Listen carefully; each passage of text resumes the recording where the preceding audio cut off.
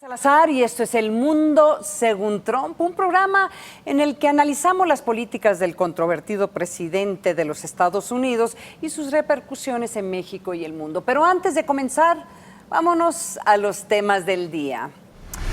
Un día complejo para Trump en los tribunales. Su ex jefe de campaña, Paul Manafort, fue declarado culpable de fraude en 8 de 18 delitos. Podría pasar el resto de su vida en prisión. Mientras tanto, Michael Cohen, su ex abogado, el ex abogado de Trump, se declara culpable de fraude fiscal y de violar la ley electoral por orden de Trump.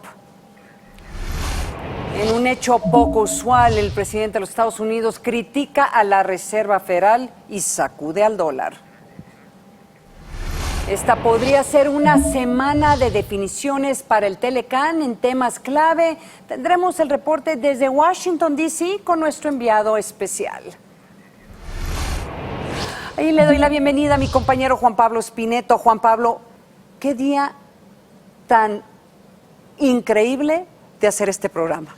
Sí, creo que quizá hoy decíamos en Bloomberg que probablemente o quizá este haya sido el peor día de la presidencia de Trump en su año y medio, ¿no? Sí, y tiene que ver con todos estos temas jurídicos, todas estas acusaciones, su comportamiento, a pesar, y esto lo vamos a ver más adelante, que la economía le ha ido más o menos bien hasta ahora. La economía es hasta ahora la gran base y apoyo a la presidencia de Trump, pero por el lado legal. Te voy a decir una cosa, Juan Pablo, ser abogado en este tipo de programas, para este tipo de situaciones, es una delicia, de veras, sí sirve para algo, vamos a explotarlo. Oigan, vámonos entonces a la agenda del día. El exdirector de la campaña del presidente Donald Trump, Paul Manafort, fue declarado por fin culpable por el Tribunal de Distrito de Estados Unidos en Alexandria, Virginia, de 5 cargos de fraude fiscal, 2 cargos de fraude bancario y 1 por no revelar millonarias cuentas bancarias en el extranjero. Esto era para evadir impuestos. Manafort mintió a la banca, a un banco, porque quería obtener un préstamo de $20 millones. Eso es fraude en Estados Unidos. Esto ocurrió a solo minutos de que el exbrazo derecho y abogado de Trump, Michael Cohen, se declarara culpable de violar la legislación para financiar las campañas y otros cargos en una corte federal en Manhattan. Cohen admitió haberle pagado, escuche usted esto, pagado a la actriz porno Stormy Daniels para que guardara silencio sobre una aventura que ella tuvo con Donald Trump. Y esto, ¿por qué es delito? Bueno, aunque no hay una relación directa entre el juicio de Manafort con las acusaciones contra Cohen, en medio de la investigación del fiscal Robert Mueller sobre la injerencia rusa en las elecciones del 2010. Esto no tiene que ver con la injerencia rusa ni si el presidente Donald Trump intentó obstruir dicha investigación, pero hoy pudimos ver y se puso a prueba por primera vez la capacidad del consejero especial Mueller para llevar un caso en una corte federal en Estados Unidos. Trump, como es su costumbre, calificó el hecho como una cacería de brujas. Veamos. I feel badly for Donald. I must tell you that Paul Manafort's a good man. He was with Ronald Reagan. He was with a lot of different people over the years, and I feel very sad about that. It doesn't involve me, but I still feel, it's a very sad thing that happens. This has nothing to do with Russian collusion. This started as Russian collusion. This has absolutely nothing to do. This is a witch hunt, and it's a disgrace. El witch hunt, Juan Pablo. Lo que a mí me parece interesante es que Donald Trump puede decir, él trabajó con Ronald Reagan, pero no tiene nada que ver con los rusos. O sea, se ve que está él tratando como de justificarse, diciendo que sí lo condenaron, pero no tiene nada que ver conmigo. Y vas a ver, Juan Pablo, Donald Trump va a tratar de perdonarlo. Todo el mundo le está apostando a que lo va a perdonar. Bueno, esa es la pregunta, ¿no? Sí. ¿Qué sucede? Lo interesante es que ya son 3 de los asesores bien cercanos a Trump que están en esta situación donde o son condenados o admiten culpabilidad en crímenes procurados por la justicia, ¿no? Sí. Y no son algunos asesores lejanos, sino gente de mucha confianza de Trump. Sí. Estamos hablando de Michael Flynn, el ex asesor de seguridad nacional. Mira, aquí están. Paul Manafort, ahí mismo. Mira, pero estos hay que decirlos, no es que sean acusados en Russiagate. Lo que están siendo, fueron inicialmente investigados por el fiscal especial, Mueller, ¿sí? Y lo que hoy pasó, o sea, esto es parte de una investigación de Mueller, sí. Aunque el tema de que si los rusos tuvieron injerencia o no, no necesariamente se decidió el día de hoy. Lo que están tratando de hacer es presionar Manafort, porque va a haber otro juicio en contra de este hombre que ya empieza, creo que en las siguientes semanas, en donde están buscando que él coopere porque hay que aclarar, fiscales, como decíamos, sí. estos 8 cargos que se lo encuentran culpables son básicamente crímenes financieros, sí, ¿no? Sí. O fiscales. Sí. No declarar impuestos, sí. No reconocer ingresos, sí. Y eso obviamente que es por decenas de millones de dólares, sí. ¿no? Como es un crimen muy grave, sí. Pero no es el caso de colusión con Rusia, porque esos otros casos no lograron ser. Bueno, pues todavía no se han establecido. Ahora, lo que tiene que ver con Cohen, el abogado de Cohen, es probablemente uno de los golpes más directos a Trump, porque se habla de que con pagarle a esta actriz porno y a esta mujer que también es parte del Playboy Mansion, o que era conejita de Playboy, sí. La Playmate, básicamente se hizo estos pagos, aquí podemos ver sus imágenes, que él hizo estos pagos porque se lo pidió Donald Trump para que no afectara la campaña, y en la ley electoral eso es literalmente meterle la campaña a un candidato. Eso ¿sí? Es muy importante, esa declaración hoy, porque son dos cosas muy distintas. Él está diciendo, Trump, aunque él no mencionó nunca a Trump, lo hizo sí. Su abogado, sí. Al decir que esto se hizo para Trump y para la campaña, lo sí. Que está tratando de decir es, esto no fue una cuestión personal, no. Eso lo hizo el senador Edwards, ¿se acuerdan? Sí, en el pasado, sí, sí. Porque él podría argumentar, Trump, esto es una cuestión familiar, no quería sí. Que mi familia corra riesgo, no sí. Quería tener problemas con mi esposa, hice este pago, pero no tiene nada que ver con la campaña. No, acá lo que dice Cohen es sí tiene que ver con la campaña, y ahí entramos en este crimen de delito de financiamiento de la campaña presidencial, ¿no? Sí. Ahora, ¿qué opciones se abren? Ya salieron algunas filtraciones diciendo la Casa Blanca, recordando un presidente no puede ser procesado. Claro.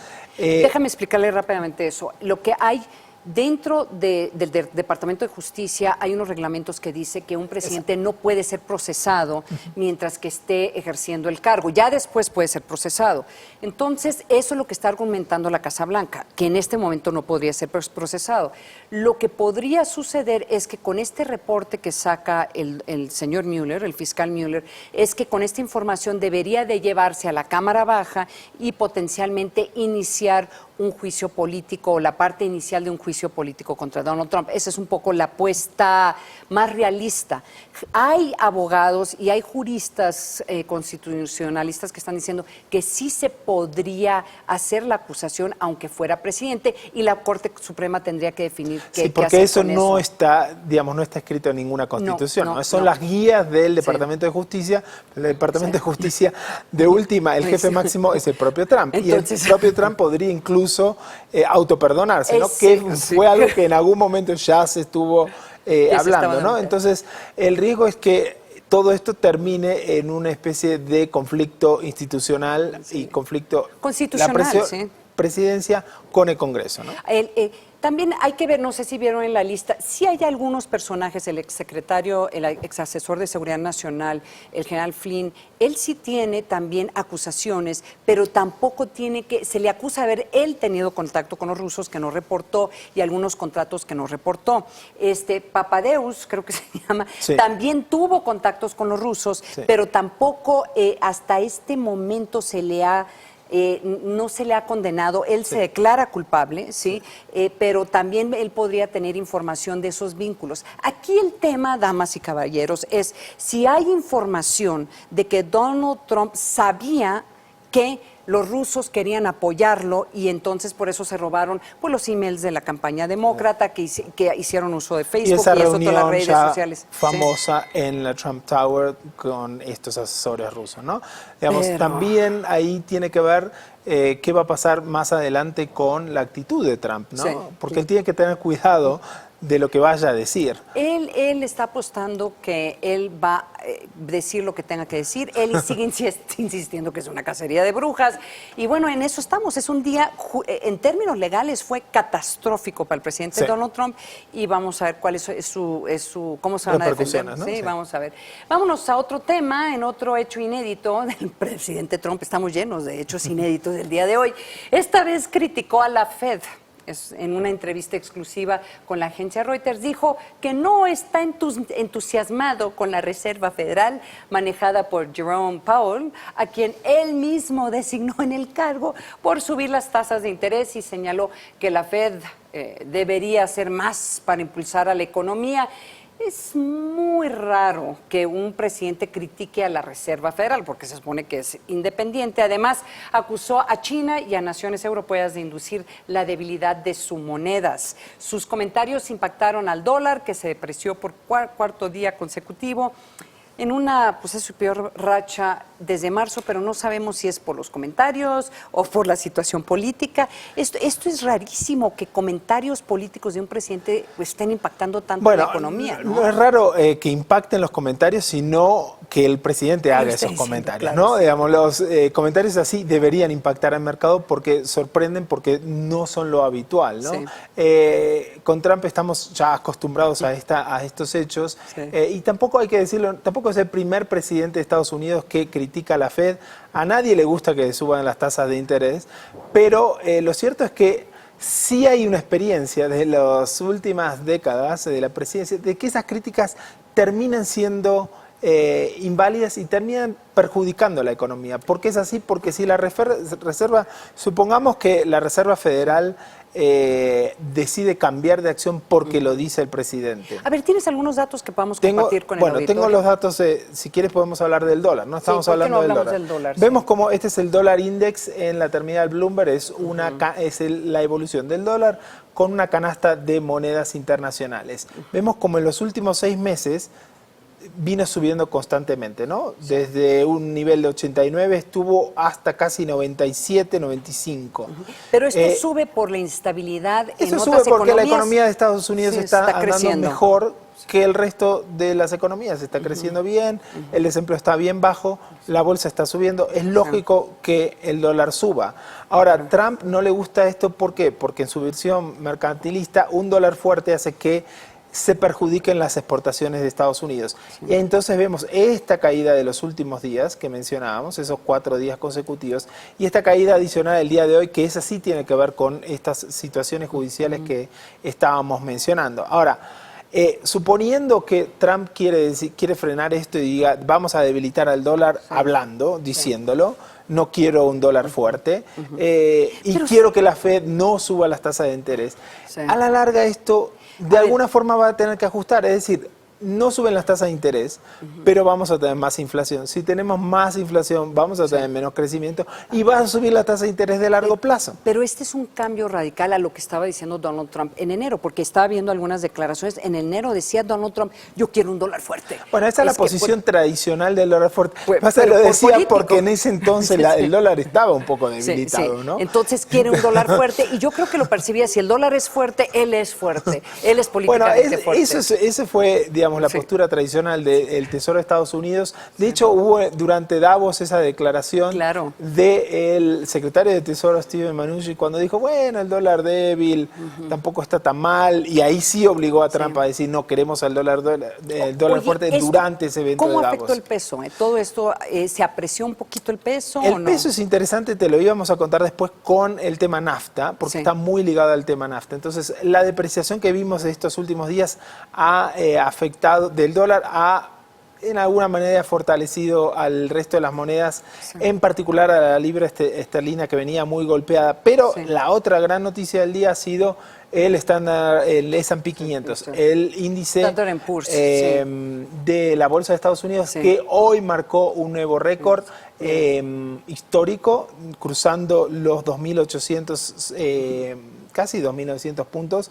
Eso tiene que ver con lo que mencionábamos, esa relativa salud que tiene la economía de Estados Unidos. Y como vemos, en enero había marcado un récord, después cayó, pero se volvió a recuperar. Ahí se ve, estos son los precios de cierre.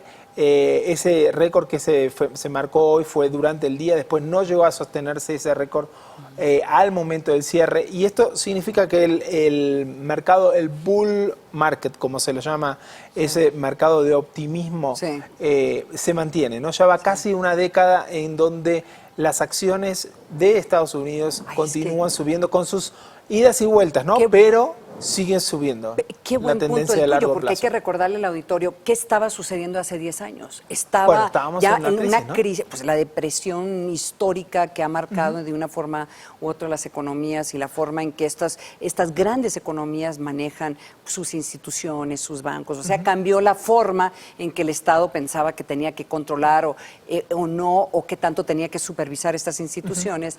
Se implementaron mucha legislación para controlar más los bancos, que fueran más transparentes las corporaciones. ¿Y qué hace Donald Trump con todo esto? Ahora está buscando, está buscando ahora tratar de que sean menos transparentes estas empresas o estas grandes empresas. Hay ya cuestionamientos sobre qué van a hacer con los bancos, que los bancos tienen demasiada información o demasiados reportes que dar y que hacer públicos. Entonces sí, también en el mundo según Trump, pues no hay necesidad de tener tanta supervisión de los bancos y de las grandes empresas. Bueno, lo que se hubo es si en algún momento del debate era si las regulaciones se habían ido para el otro lado, ¿no? Si ya se estaba regulando demasiado y eso estaba afectando la capacidad de las compañías y de los bancos de generar negocio, y eso impactaba también en los niveles de empleo, ¿no? Pero de todas formas, esa es la gran pregunta ahora, es si la bolsa va a seguir subiendo o no, si este rally se va a mantener en los próximos meses o no. ¿Qué piensas? Imposible de saber. Porque imposible estamos en el mundo según Trump. Pero no, imposible de saber. La verdad que no estaría casi si estuviera ahí. Vámonos a una pausa muy breve y regresamos para platicar del Telecán. Todo parece indicar que esta sería una semana clave en Washington. No se vaya, volvemos.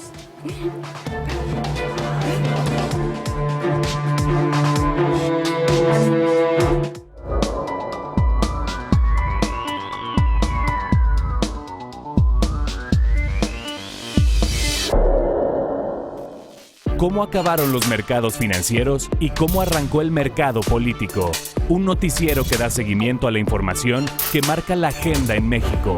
Entre Mercados, con Lucero Álvarez. Lunes a viernes, 5 de la tarde. Porque reconoces lo importante, el financiero Bloomberg.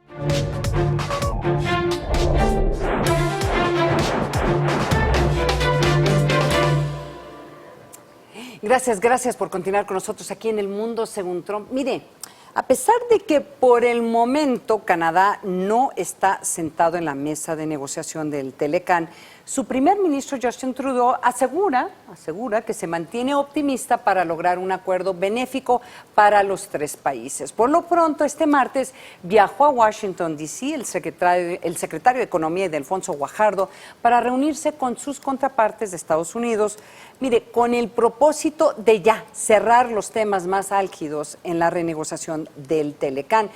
Precisamente Eric Martin, corresponsal de Economía y Gobierno de Bloomberg, se encuentra en la capital estadounidense y nos tiene el reporte de lo que podríamos esperar durante esta semana. Veamos. Sí, muy buenas noches, Ana María y Juan Pablo. Estoy aquí en Washington, donde esperamos una semana muy activa de negociaciones al respecto al Telecán. Tenemos la presencia de los secretarios Ildefonso Guajardo de Economía y de Relaciones Exteriores, Luis Videgaray, tanto que la presencia de Jesús Seade, el jefe negociador del equipo del presidente electo Andrés Manuel López Obrador, y esperamos varios días de reuniones en la sede del representante comercial de Estados Unidos, Robert Lighthizer, y que posiblemente en esta semana vamos a ver algunas resoluciones a los temas más ágidos de la negociación. Esperamos que posiblemente en los próximos días Canadá se puede reincorporar, ya que Estados Unidos y México están resolviendo algunos temas, por ejemplo, lo de las reglas de la industria automotriz, que esperamos que en los próximos días pueden terminar. Entendemos desde el reporte del diario canadiense Globe and Mail que hay un debate, una conversación al respecto a algunos de los aranceles que aplicarían a coches que no cumplen con las reglas para el nuevo acuerdo del Telecán. También la semana pasada, como reportamos exclusivamente Bloomberg, resolvieron las reglas para comercio en productos agrícolas y lo de la estacionalidad, que fue una propuesta estadounidense que estaba por la mesa varios meses. Entonces vemos avances importantes y hay mucha expectativa y esperanza que antes que final de mes pueden tener por lo menos un acuerdo en principio con México, entre México y Estados Unidos, y tal vez incorporar también a Canadá. Entonces una semana muy importante aquí en Washington en este proceso que ya lleva un año, y estamos esperando para ver cuáles son los resultados, los pronunciamientos de algunos de los negociadores y qué pueden lograr aquí para llegar a un cierre a este proceso. Ay, gracias, Eric Martin. Sabes que en Washington tradicionalmente en estas fechas nadie trabaja. Sí, o sea, no. Todo estaba cerrado, los legisladores en su casa, todos los secretarios de vacaciones, todo Washington debería estar de vacaciones y ahora están trabajando. Es que la ventana se está cerrando muy rápido, ¿no? rápidamente. Estamos hablando de días, ahora sí, si no llega a un acuerdo en los próximos días ya Ahora, no va a haber posibilidad. Yo, Juan Pablo, yo sí tengo una confusión, verdaderamente, a qué le están apostando los negociadores estadounidenses y mexicanos de estar en la mesa sin los canadienses, porque hay que hablarle al auditorio sobre este artículo que acaba de salir en Político.com. Y Político generalmente tiene muy buenas fuentes. Y básicamente en Político están diciendo que le están preparando un anuncio al presidente Donald Trump para este jueves, o sea, con mucho detalle, de que va a declarar que hay un acuerdo entre México y Estados Unidos, básicamente, sobre por lo menos del texto. No me es muy claro dónde cabe Canadá y qué van a decir los canadienses, claro. Pues, sí, eso sería como, yo creo que lo que hay ahí es, lo que cuenta el artículo es, ya están las bases para un acuerdo Estados Unidos-México y eso va a permitir decirle a Canadá, vuelven a la mesa de negociaciones. ¿Por qué esto? Porque la realidad es que por más que la retórica de Trump contra México haya sido muy agresiva, sí, políticamente la relación Trudeau-Trump está rota, ¿no? Sí, o claro, sea, claro. Entonces, tienes toda la razón. lo vimos en la reunión del G7 en Canadá, donde Trump salió disparado, hablando muy mal de Justin Trudeau, y lo vimos ahora en esta decisión de los estadounidenses de decirle a Canadá, ahora no negocio contigo. Sí. Entonces, los canadienses apostaban, creo que de última, si no hay acuerdo este año o el año que viene, tampoco es un problema para ellos. Sí. Los que tienen la prisa son Trump y México. México. Entonces, yo creo que viene por ese lado, cierra este acuerdo y ahora van a los canadienses y le dicen, ¿lo quieren sí o no? Si los canadienses no van a tener mucha opción, si dos países ya tienen todo atado, si es cierto lo que está reportando Político y este jueves tenemos una ceremonia, aunque sea más formal que otra cosa, protocolaria que otra cosa, en la Casa Blanca entre mexicanos y estadounidenses, va a ser muy difícil a Canadá decirle, ¿saben qué?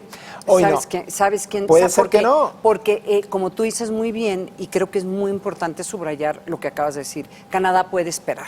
Y yo creo que el temor que hay de los negociadores estadounidenses es que si se esperan al año que entra, que ya haya tomado posesión el nuevo presidente Andrés Manuel López Obrador, a pesar de la relación cercana y a pesar de que se quiere Hoy lo dijo mucho. que lo quiere más que a Peña Nieto. ¿Tú escuchaste eso? en Dijo West Trump, Virginia, ¿no? sí, que quiere, en unas declaraciones públicas dijo que quiere más a Andrés Manuel López Obrador que a Peña Nieto. Imagínense, le hizo un favorzote a Peña Nieto, ¿eh? Realmente. Realmente le hizo un favor. Pero la verdad es que yo creo que sí hay temores de que esto podría pues continuar un año y medio, si es que no llegan a por lo menos tentativamente un acuerdo en papel, porque hay que decirlo también, todavía esto tiene que ir a las legislaturas, creo que tiene que ir a la Cámara Baja en Estados Unidos, tiene que ir al Senado. Hoy nosotros en Bloomberg hemos reportado también divisiones dentro del equipo de López Obrador sobre cómo incluir o si no incluir al capítulo de energía también. No, entonces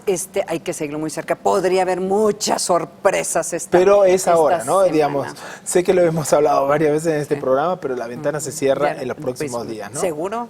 Para este año.